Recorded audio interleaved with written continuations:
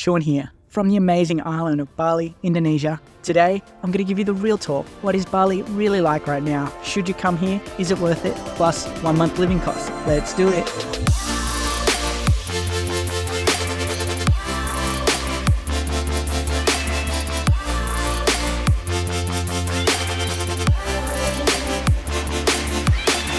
I took a leap and embarked on full-time travel in 2022, armed with drones and cameras.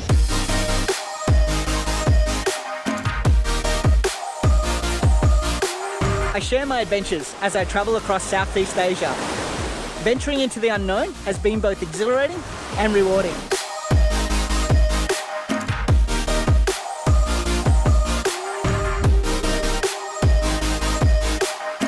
To me, Southeast Asia is a goldmine of experiences, rich in culture, amazing people, delicious food, and unforgettable adventures. And it's this very essence that I share with you.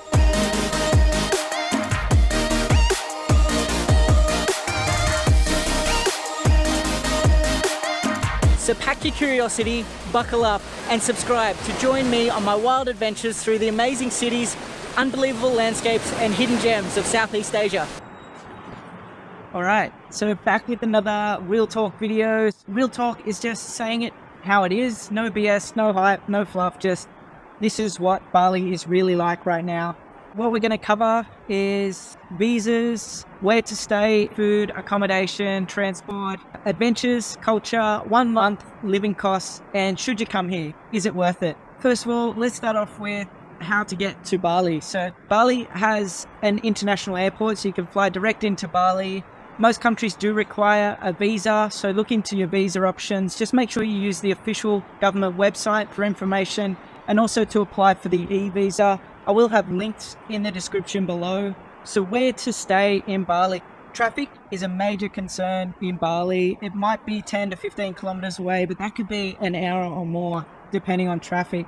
So I'd suggest you move around between locations during your time there to be able to do the things in that particular area. So it does make sense to spend some time in Ubud.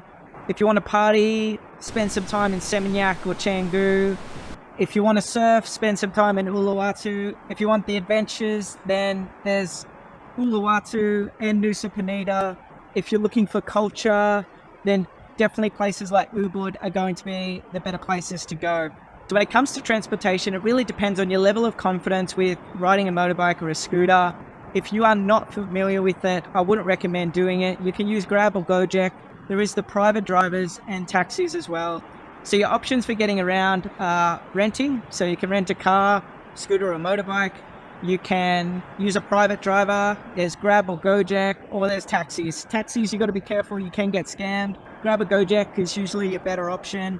Renting a scooter or a motorbike is your cheapest option. It's going to save you money on all the other options. So renting a car is another option. It's much cheaper than using a taxi or a private driver.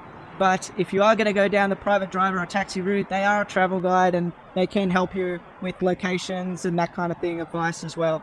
So that's really what it comes down to. Food in Bali, there's some really good Balinese food. I do recommend babi ketchup, babi guling if you're looking to try some local Balinese food.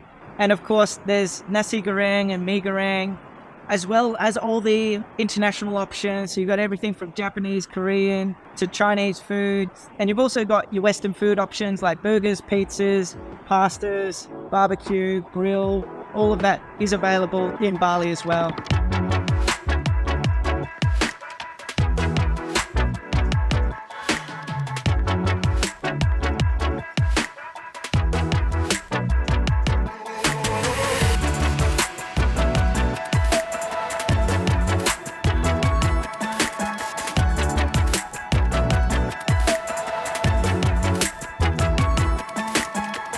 For accommodation in Bali, you've got everything from your hostels, motels, resorts, to your 5-star luxury places. There's something for everyone.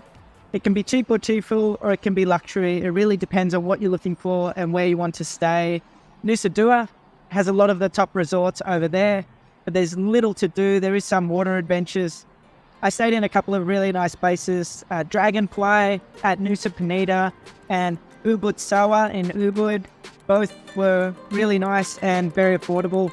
I'll give you a bit of route tour on both of those.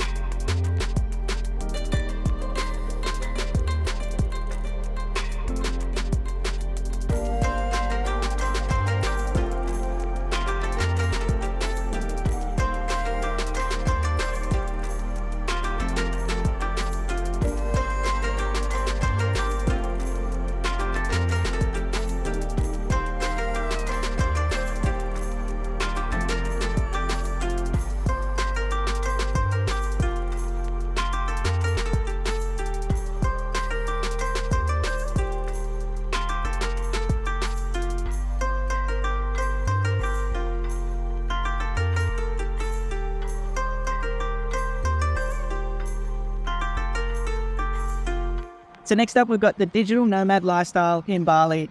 Bali is known as a digital nomad hub. You've got the fast Wi-Fi and mobile data speeds, as well as cafes everywhere with power points so then you can plug in, do your work. There's co-working spaces. There's plenty of people working there as digital nomads. There is a community. You've got meetups you can find online. So when it comes to activities, well, there are amazing adventures to be had in Bali.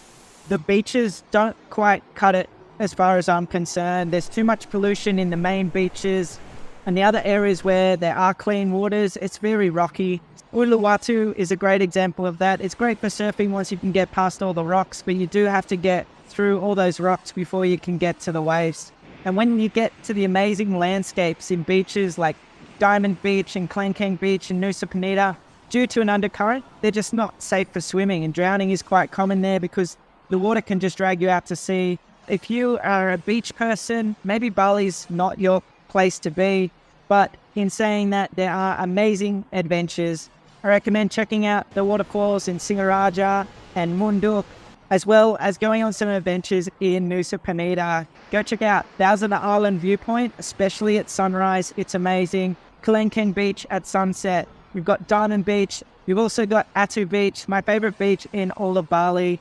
Due to the rock formation off the beach there, it doesn't get the huge swells, so the undercurrent isn't as bad. There's less rocks around, so it's easier to swim.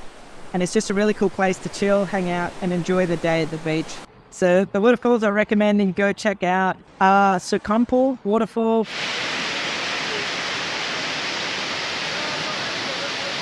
Fiji Waterfall,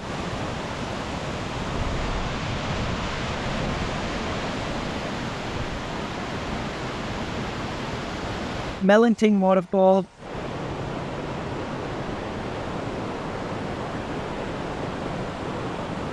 there's also an amazing sunset tour where you can do dolphin watching from Labina Beach up north as well.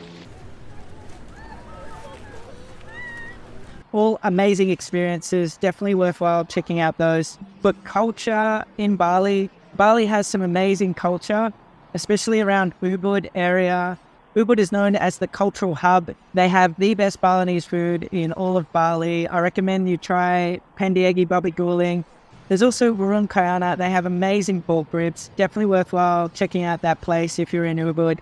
There's also heading over to the Uluwatu temple. That place is just amazing. It's so well taken care of and it just looks beautiful. Temple over the water. What more can you ask for? There's also the Tertiganga and other temples. You do have to travel and explore to experience these cultural locations, but it is worth it.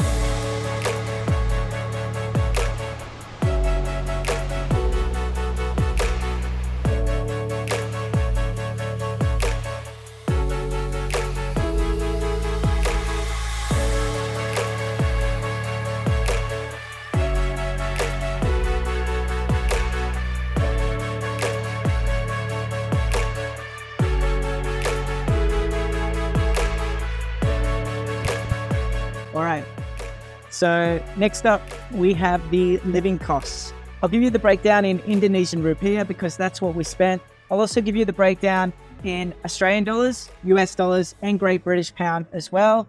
I'll be providing the figures as a couple, and I'll also give you an estimate as what we think the same monthly expenses would be as a solo traveler as well. So let's get into it. For transport, we spent 3,425,000. For pharmaceutical items, we spent 717,000. For groceries, we spent 2,834,000. For food and drinks, now this is eating out all the time, breakfast, lunch, and dinner. We did have breakfast included at some of the places we stayed, and this does include drinking alcohol, coffee, all of that as well. So the total comes to 10,308,000. So for activities, so this is going on adventures, parking, tickets, entry into places, all of that come to 927,000. So visas for the month with the credit card fee come to 1,040,000. So mobile phones for our second month, we only had to recharge. So we already had the SIMs. So that was only 170,000. And for accommodation, we spent 5,665,000.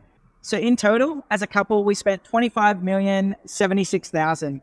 And for a solo traveler, we estimate the cost to be 70,078,000.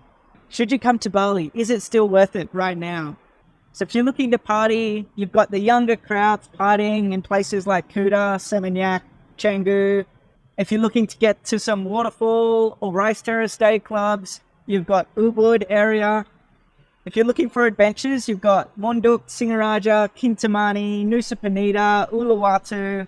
For the adventure lovers, I think the island offers so much more than a lot of places do anywhere around the world. There are some amazing waterfalls in Bali. You've got Kompul, Fiji, Leki Leki, and also Melinting waterfall, which are all amazing. You've got sunrise dolphin tours in Lavina. In Nusa Penida, you've got the jaw-dropping Kelengkeng Beach and Thousand Island Viewpoint. There's also Diamond Beach. So there are lots of adventures to be had. And of course, there's the surfing, snorkeling, and scuba diving that you can do as well. So for the adventure lovers, the nature lovers, and landscapes, Bali has a lot to offer. If you make the effort to travel out to some of the amazing cultural locations, you won't be disappointed as well. So rich in culture.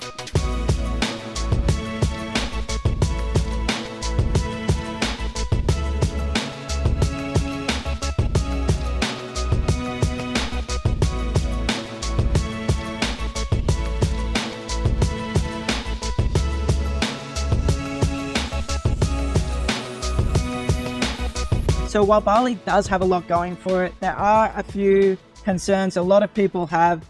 A lot of the concerns people have from traveling to Bali is it is really a party place and it's for young people. I would say that is correct in Canggu, Kuta, Seminyak, those kind of areas. But if you travel out to Ubud and travel around Bali, you'll notice that that's not the case at all. Traffic, though, is a big concern. You've got to be prepared to sit around and waiting in traffic. It does take hours to get to a lot of places. And on top of that, once you get there, these popular tourist attractions can be packed and you have to wait a long time before you can get that Instagram photo. So you do have to factor in that. And of course, then there's the Bali belly and the pollution, especially the beaches. Like, I'm a beach person and I've traveled to a lot of beaches all around Asia and the South Pacific. And Bali does not have great beaches. They're either overpolluted, rocky, or they have undercurrent issues. If you want that white sand beaches with amazing crystal clear water, you do have to travel to either other countries or other parts of Indonesia to see it.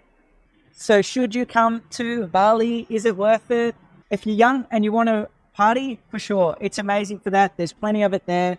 If you're an adventure lover and you love nature, waterfalls, landscapes, then it has so much to offer and it's a must-do place. But if you're not into that and you're looking for a nice beach location, you just want to chill at a resort or at a beach, then you might be better off choosing another location, as you may not benefit from the attractions that it has. So I'm going to Kuala Lumpur. I'll be there for the next month, so there'll be plenty of delicious food, I'll be exploring the city and going on adventures around the city as well. So if that sounds good to you, make sure you hit that like button, hit that subscribe button. If you have subscribed already, you're awesome. You're the reason why I make these videos, and I look forward to seeing you in the next one.